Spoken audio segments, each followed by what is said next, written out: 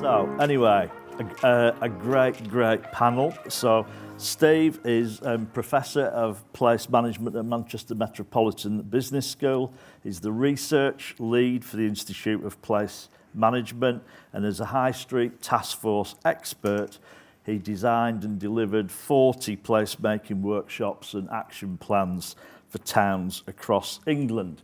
He's working on a new project focused on place-based sustainable living and the circular society.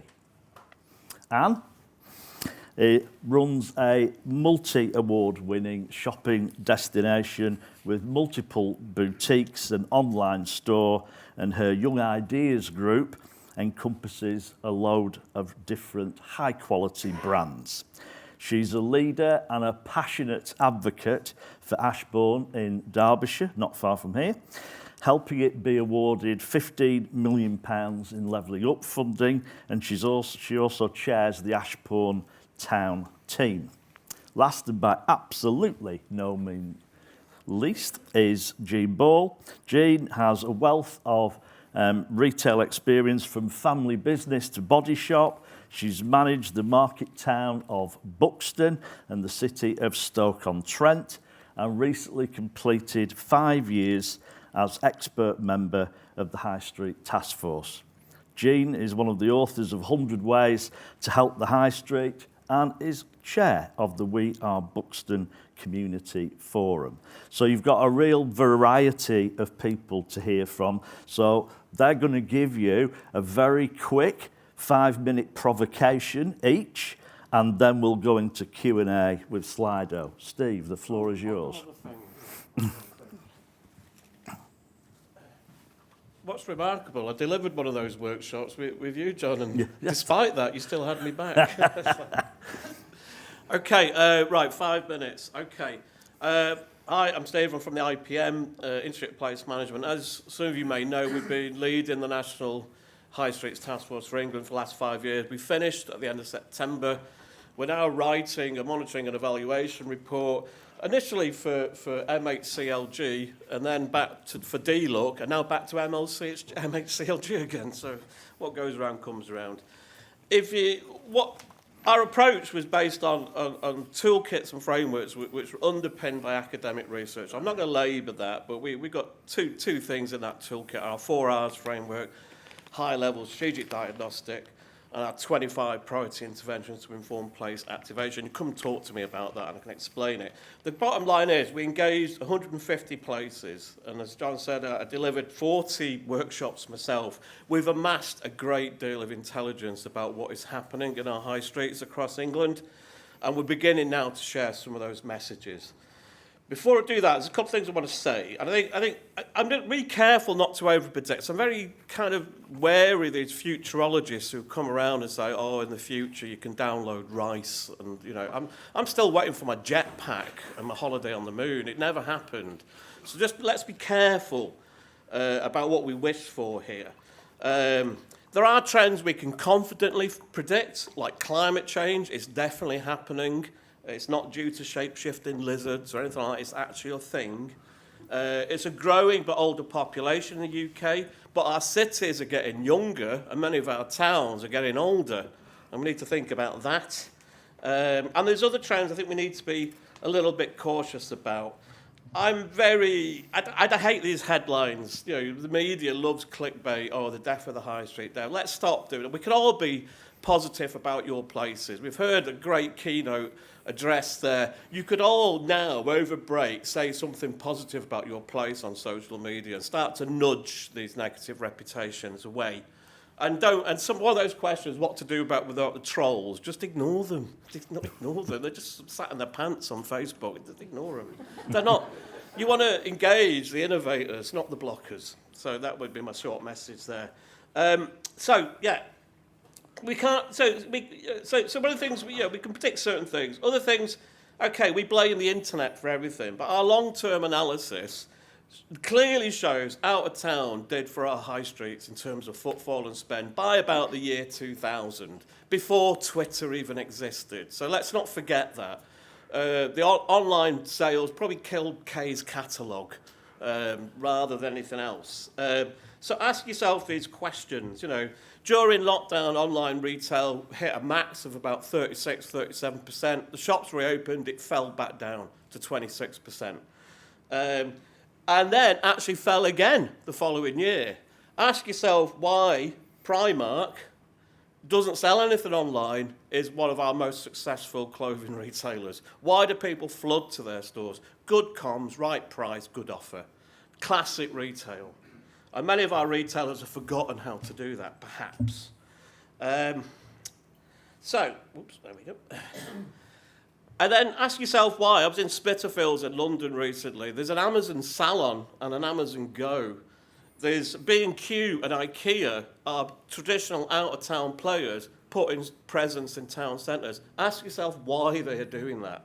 So the demise of bricks and mortar is overstated, I think. I think we need to recognise the importance of retail. It's not all about retail in town centres, but traditional retail, good retailing, good merch, good window displays, helping our retailers, helping our independents, lowering barriers to entry, are all very important because people like shops. Oh, Christ, 1 minute. Right, okay. So,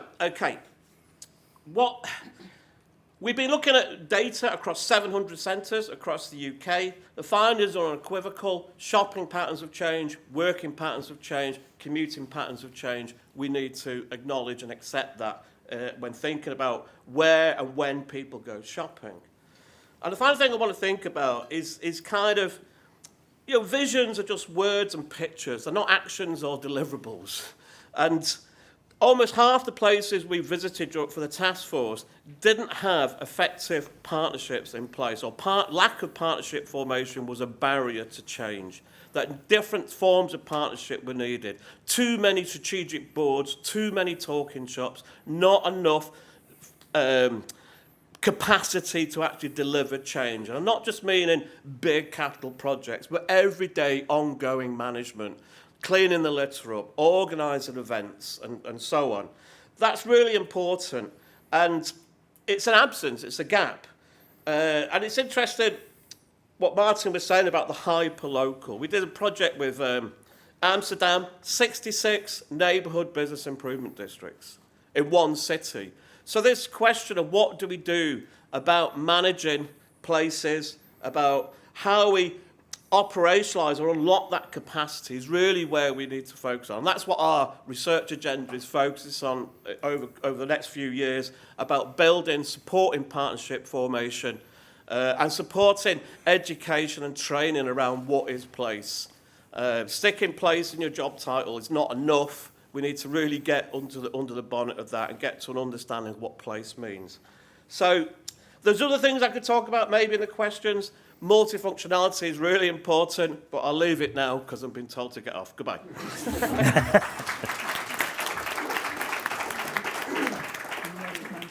Thanks, Steve. I know we'll get into more in questions, as you say. Anne, over to you and Ashbourne and your wider experience. It should be on, yeah. Just be on, thank you. Well, I feel like very much a newbie at this party. All of you are, very experienced placemakers and very involved. I've only been on this journey for 5 years, and I'm very much a representative of the private sector rather than the public sector. And what I'd perhaps like to do is just share with you our journey and how what we've done and how we've taken things forward. But I guess a lot of you will probably have already done similar journeys and worked with people. A bit of background, Ashbourne is not very far from here, sort of 14 minutes away. It's a country town. I'd like to say it was a country market town, but the market died long ago.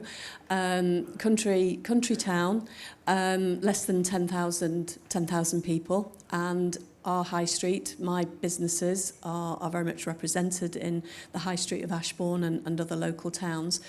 And we were, like so many of you, seeing the decline of our town centre, blighted by many things over the years, and gradually just more and more empty premises and looking quite, becoming quite desolate. Whereas it's a sad thing because Ashbourne is very much a historic town and has an awful lot of strengths and a lot of things going for it. But we were, everybody seemed to be talking it down. And I guess our story is maybe a good example of something I've come to believe in and understand much more over the past 5 years, is the strength of the collaboration that can happen between the public and the private sector. All of my career has been in business, in the food industry, and then into retail. So I'm private sector through and through, and I actually didn't understand the public sector very much. I really didn't understand what support was available, or indeed, what your responsibilities all were. And this journey has been enlightening in terms of opening my eyes as to what can be achieved if you work together. And how it all kicked off, it was 5 years ago. It was not long before the pandemic. And there was, I guess, our local councillors had sensed a building of discontent and concern in the town centre, amongst town centre businesses. And they called a public meeting. And that public meeting was an incredibly powerful event. There was a huge energy in the room. It was very much called informally, but the word spread around the local businesses, and there was a massive turnout. People were, crowded in the room. And several of us spoke and quite honestly probably gave our local councillors quite a hard time. The leader of the district council came and he got full barrels in terms of concerns about the town and things that needed to be done. But nobody quite knew how we do something about that. And the leader of the district council, it felt quite brutal at the time, but he actually threw the gauntlet into the room and threw it back at us and said, look, we will help you, but you need to help yourself too. And can I suggest that one vehicle for doing something about the problems you're concerned about is form a town team. Do something about it for yourselves. And that's what we did. And, Martin has touched on it, the power of, local people who stood up and were prepared to be counted and were prepared to come forward and to do things to help. And from that, we built a town team. We listened. That was one of the most important things, I think. Listened to our local community and what the challenges were. And then it amazed me, the brains and the skills that we managed to gather. And we put together a strategy and a plan as to what would we ideally like to do. But we had no idea how we might be able to achieve that and what could we go about. And that's where our local authority came in and helped, and where I learned an awful lot about what funding, what resources, what grants and things might be available. And from that, we were able to put together a strategy. We lobbied our chief executive and our local MP. We worked really hard at building relationships in our local community. And we identified, we heard about the Levelling Up Fund. I'd never heard, didn't really understand what it was all about.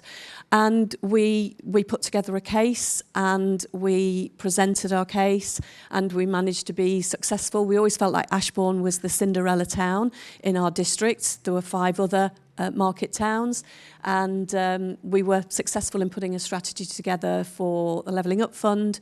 We've achieved that. The Levelling Up Fund investment is about to start, 15 million in the town, and now we're looking at how can we sustain that from the investment that's going to take place, and we're now working on can we put together a bid, and we're working with groundwork and hoping, we're on a feasibility study at the moment, and we're hoping that might be our future. Brilliant. A great journey, and I can personally say there's no lack of passion in Anne. That's an amazing person on the ground with that team that have been put together. So, and to give a final perspective, Jane, and maybe a little bit of a view to the future as well. So, having worked in place management and placemaking for 25 years, I'm not easily daunted. But I've been given quite a task and challenge this morning to help you to tell you what the town centres of the future will look like with no visual aids in 5 minutes. So I'm going to suggest that you create your own visuals on the movie screen of your imagination as I speak. By engaging our imaginations, we engage our hopes and our aspirations. And if I notice some of you with your eyes closed, I won't think I'm so boring that you've fallen asleep. What will the atmosphere in your town feel like 10, 20, or 30 years from now? Buzzing? Edgy? What might it look like? Smell like? Sound like? Will there be more green, including walls and roofs? Will cargo bikes and drones be weaving and picking things up here all around? Will children be playing in the street? In my imaginary future town centre, the mix of occupants and uses will be driven by local creativity, by demand for goods, services, and experiences. It's not all about investment, management, and corporate activity, although obviously these are important. People make places, and places are for people. People-friendly places are also great places to do business, where people, employees, can build rich, satisfying lives that keep them in good spirits and raise their children with confidence in the education and community they learn from. The popularity of hot desking and shared workspaces is evidence that we need to interact. We are social creatures. Access to services, learning, and each other in town centre, in convenient, informal spaces has higher value than online. I suspect that businesses in town centres enjoy higher staff retention than those on the outskirts. An office on a soulless business park offers no lunchtime or after-work opportunity to contribute to the local economy. I'd like to see a shift away from big box out-of-town retail to residential in those areas, and the return of residential and non-manufacturing businesses to town centres. Retail is already shifting to increased personalisation, with a drive for quality products over quantity. The transition to a more circular economy has already made vintage the fastest growing area of fashion. The reuse of materials across the product spectrum will inevitably impact the shape and style of the high street, including the skill sets required to work there. In voluntary capacity, I run a repair cafe where we see designed-in obsolescence cause far too many things, like small electrical appliances, impossible or more expensive to repair than to replace. The recognition that everything is a resource, and the adage, one man's trash is another's treasure, is starting to see an increase in the establishment of maintenance and creative upcycling businesses, as well as sharing and borrowing or renting instead of buying things to reduce consumption and waste. I foresee the distinction between towns and cities returning, with the big brands trading well in the big retail hubs, while our local centres serve the needs of local population who can visit a city or the computer keyboard for the less frequent purchases and treats. The future of our 10 centres includes, but is not about, retail. We've had retail-led regeneration, and it produced unsustainable and uninteresting clone towns, and now high vacancy rates and an oversupply of retail space. We've also seen culture-led regeneration with some notable successes, but culture is just part of the mix. Our places reflect the complex beasts who occupy them. We don't just need a place where we can acquire things. We need places we can interact, learn, relax, play, breathe, and grow. Are we now in danger of having housing-led regeneration, leading to diluted and dispersed town centres? Permitted development rights, in my opinion, a blunt instrument, has already resulted in unforeseen consequences, pushing offices out of core and prime areas. We absolutely need in-town and above-the-shop residents, but not at the cost of the critical mass and space for employment. Town centres are or need to be hubs for local life, including transport, every mode of transport. I'm going to skip forward on my notes. Our places have to work well for the people who use them, not just the investors seeking profit. We have to get the basics right, clean and safe, and build from there.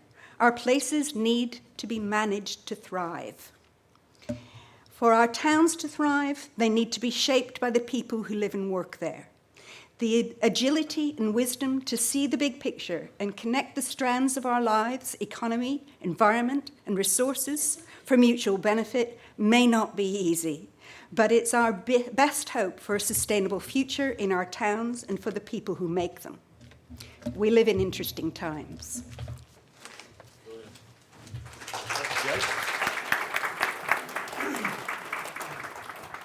Okay, so I hope you've all been Slidoing away with questions. Let me remind you also, please tweet, to use that lovely word. All right, please tweet as we go along. I don't know whether you are doing, because I haven't looked. I've been trying to pay attention. So, any questions have we got coming up on Slido? Oh, there we go. Oh, there's a good one. Who are town centres for? Visitors or residents? Go on, Anne, I'll let you start with that one. Well, for me, they're for both. You know, your town centre has to be for the local community and, you know, all the things that that community needs, and there's no doubt that is changing from what it traditionally was. But also, you know, to help and to boost the economy, it does need to be attractive as well to visitors and draw people from outside. And you're in the town, of course, where you have a lot of visitors. Yes. How much conflict does that create? I'm not aware, actually, that it does create any conflict. I think generally, you know, people are very accepting of that and welcoming. You get a little bit of tribal behaviour sometimes in things like Shrovetide, which is a key event in Ashbourne, is very much seen as a local thing, perhaps, but yeah. Yeah. Okay, so next one we've got is, how do you balance the desire to preserve historic elements of high streets with the need to modernise and attract new visitors, which is a really great point in terms of obviously trying to create the best experience and public realm, but you don't want to throw the baby out with the bathwater. Do you want to have a go at that, Steve? I'd rather... It's on. You don't have to do it. I'd rather go at the first question, which is, for me, which is all about data and understanding who uses your towns. And that was one of the worrying things we found through the task force engagement, was the amount of visions or strategic plans built on no evidence whatsoever, or some evidence, or not enough evidence, or evidence which didn't actually match the challenges in that locality. I think from many locations, the vast majority of people, the footfall on a daily basis, will be someone who lives or works in the town. There are few visitors, but you need to understand that. And I think there's a real value, there are occasional visitors and regular visitors, and understanding how regularly they visit is important. But that's all about data, and having that data. And we don't capture it in a systematic way and not in enough places. That's the challenge. With the second one, I'm not a heritage expert. Maybe go on to a town centre manager for Buxton to answer that question. Absolutely. I think your point on data, incidentally, is really well made, because so many times we're working in places and you hear the anecdote. You know, we've got strategy based on anecdote, often, often from politicians as well, I'm afraid to say, because they think that's the view, when actually it's not necessarily true. Where we've got data for some towns, and I've had, elected members tell me, our visitor market's important, we need to engage more visitors. And we look at the data, and there's no evidence that the visitors generate any footfall or spend. And it's like, why are you trying to manufacture a tourist destination which doesn't exist? As in one town, I won't say where, I had a young research assistant with me, and one of the traders was going, oh, well, there's all these hikers and walkers done that come round the canal and do the walking route round there. They'll drive footfall in the town centre, and this is down the bottom of a hill about a mile away. So well, yeah, the footfall counter suggests otherwise. And they said, well, the footfall counter's in the wrong place. And she said, well, your shop's not in the canal, is it? Right, Jane, do you want to take on public realm and historic? Oh, I don't really see a conflict. The heritage environment, built environment that we have inherited, of course we look after it. That doesn't mean that what occupies those heritage buildings or our historic town centres have to be historic. I think it's a concept that there is a conflict, that there isn't actually. Yeah. Okay.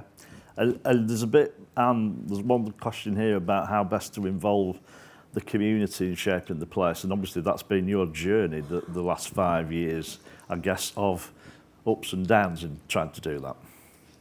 Yeah, I mentioned earlier, one of the powerful things that we've done has been public meetings, and actually it's been quite a surprise how well attended they have been, and the interest that there has been from the local community.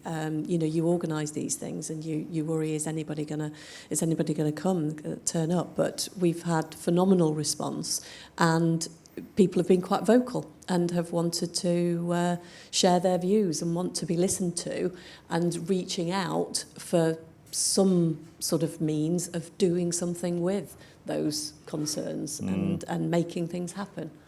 So public meetings have been a key, as well as then the legwork of one-to-one conversations, liaison with local community groups and so on. One of our drivers now is to try and put some structure in place that can bring all those disparate groups together. And that's where we hope a business improvement district, could be quite powerful in delivering that. Yeah, absolutely. And on here we've got about, do you think that incomplete understanding of best practice is leading to low quality regeneration?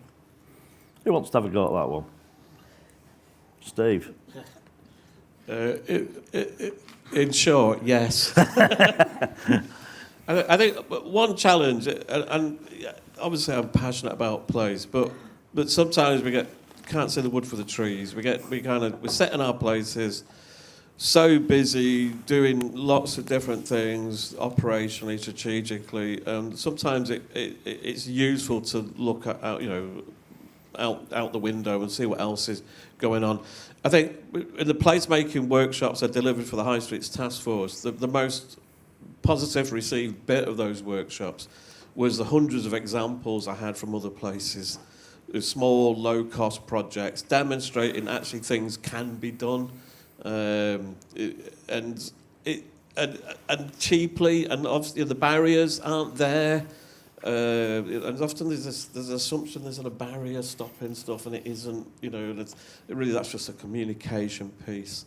So yeah, I mean, and this goes to a point Martin mentioned as well, and I guess the posh term for this might be serial reproduction of urban form, in the sense, how many conference centres can there be? How many indoor sports? Like Manchester has 2 indoor arenas now. It's like, how many can there be in one city?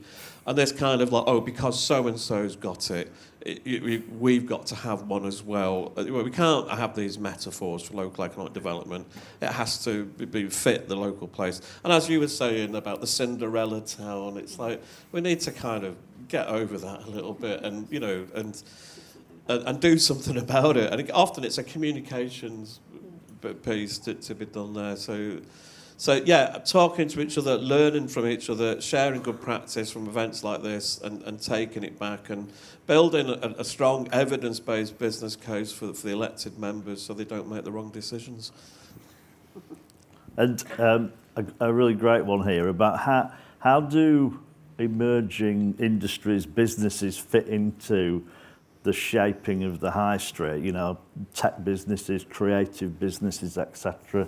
Jane, do you want to have a go at that one? Anywhere they want. There's no, again, there's no challenge for the new industries to fit into, if you call them new. Creativity isn't new. Well, no. In fact, it's coming back. Culture and creativity in the creative industries are on the up because the economy's on the down. Yep. Bohemians came out of poverty. So it's just part of the constant change. There's this concept that we shouldn't have any retail street level vacancies. Always, it's healthy. There's a constant turnover and churn. That's healthy. It's when it gets too many that it becomes a problem. But if your town, no shop front in your town or no office above it ever changed occupant, it would get really dull. I've been quite involved with markets, and one of the things that market traders utterly believe is that the public are stupid, because they always want their stall to be in exactly the same place within the market. So if on a Tuesday there are 20 traders, and on Thursday there are 10 traders, they wind up like teeth with gaps, and it's really unpleasant for the shopper. Can you convince them to condense down? It's hard work, and you will get sworn at. Because they're so convinced that the public can't look 3 yards to the left and find them. You put somebody new in my spot. Yes, for variety and change. So I would welcome and embrace all the new industries, and I don't see it as a problem integrating them into becoming the new users of our historic spaces. Unfortunately, redeveloping historic built environment is more expensive than new build, but that's something that we can do something about. So we've got a question about business improvement districts, which I think is interesting, and whoever asked it is saying that feels that they're the sort of perfect mechanism to pull a lot of what we've all been talking about together. What's panel's view on the role of bids? And you're trying to create one. Yeah, I mean, we have come to the conclusion that a bid is likely, a great mechanism for us to use. We're going to be in a situation where we've got a level of investment from the Levelling Up Fund, but that is capital investment that is going to leave us with an infrastructure that we then have to do something with, and we have to bring alive, and we have to make it happen.